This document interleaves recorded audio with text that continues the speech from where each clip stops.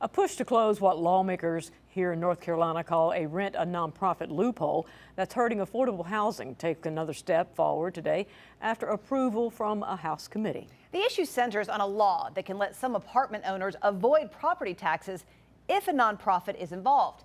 News 13's Elijah Skipper explains how developers are cashing in while you pay more.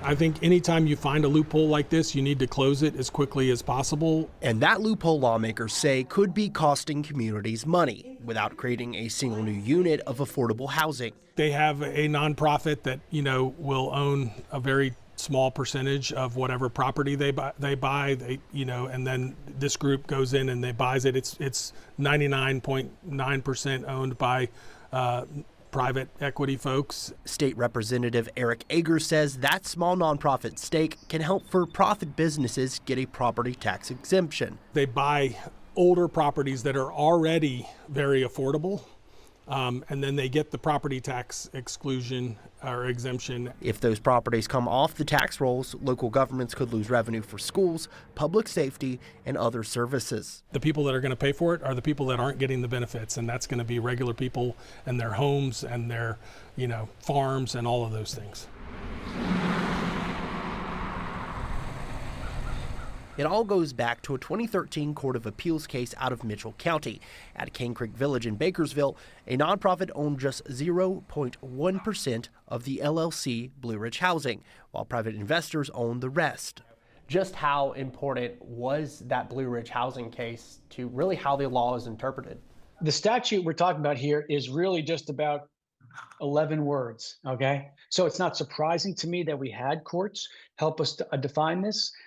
It's not surprising to me that a court would want to seek, to expand the availability of low-income housing, to expand the ability of affordable housing. The court focused on control, not just ownership percentage, who was running the property and who was making the decisions. And the Court of Appeals judge, I think,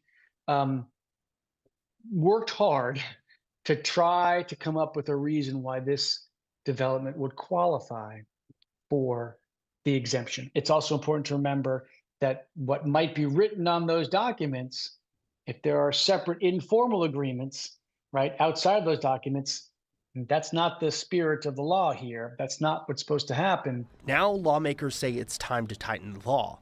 A draft before a House committee would keep the tax breaks for projects with true nonprofit ownership or for developments with government support like low-income housing tax credits. That's how most affordable housing gets built. If it includes that support, then it will, be also qualify for the property tax exemption. It just will eliminate the loophole that some people have found. The proposal would also add more oversight, requiring owners to show that they still meet affordability rules over time instead of qualifying once and keeping the tax break. That's really the important thing, is that when we build affordable housing, that we keep it affordable for long periods of time, because if you only have to sort of prove that it's affordable at the beginning and then you can raise the rates, people will tend to do that.